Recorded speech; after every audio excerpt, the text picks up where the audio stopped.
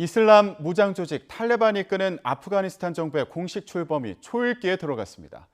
다만 출범 발표 시기는 전망보다 다소 늦춰지는 분위기입니다. 국제부 연결합니다. 한영규 기자. 네, 국제부입니다. 네, 미군이 철수한 아프가니스탄에서 정부 출범이 임박했는데 지금 상황이 어떻습니까? 네, 탈레반이 이끄는 아프가니스탄 정부 출범이 임박한 가운데 공식 발표는 늦춰지고 있습니다. 외신들은 토요일인 오늘 새 정부 발표가 이루어질 것으로 예상했지만 빌랄 카리미 탈레반 대변인은 새 정부 발표와 관련해 정확한 날짜가 정해지지 않았다고 말했습니다.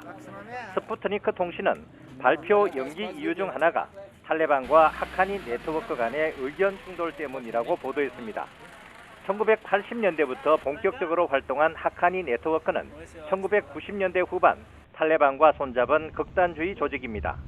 2017년 150명의 목숨을 앗아간 카불 트럭 폭탄 테러 등을 주도한 것으로 전해집니다. 탈레반과 하카니 네트워크는 외부 세력에 맞서기 위해 힘을 합쳤지만 정책 노선 등에서는 종종 이견이 있었던 것으로 알려졌습니다.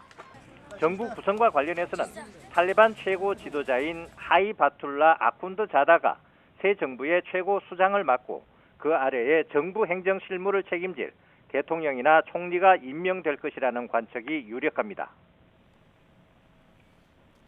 탈레반이 저항군의 거점인 판지시르를 점령했다는 보도도 있는데 저항군은 부인했다고요?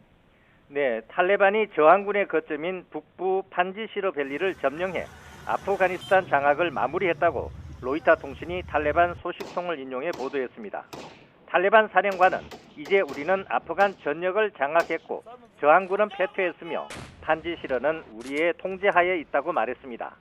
하지만 타스 통신은 저항군에 가까운 소식통을 인용해 저항군이 이 보도 내용을 부인했다고 전했습니다.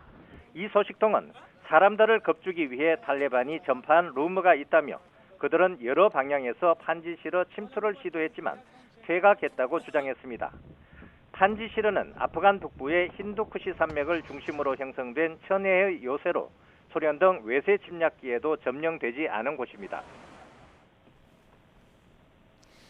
이런 가운데 유럽연합이 탈레반과 관계를 맺기 위해서 인권 존중 등 5가지 조건을 내걸었다고요?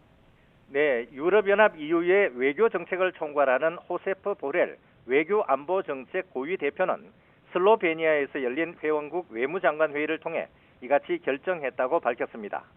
5가지 조건은 아프간이 테러 수출의 기지가 되지 않을 것이라는 보장과 인도주의적 지원에 대한 자유로운 접근 약속, 인권과 법치, 언론 자유 등에 대한 기준 준수, 외국인과 취약한 아프간인의 이주 허용, 폭넓은 정부 구성 등입니다.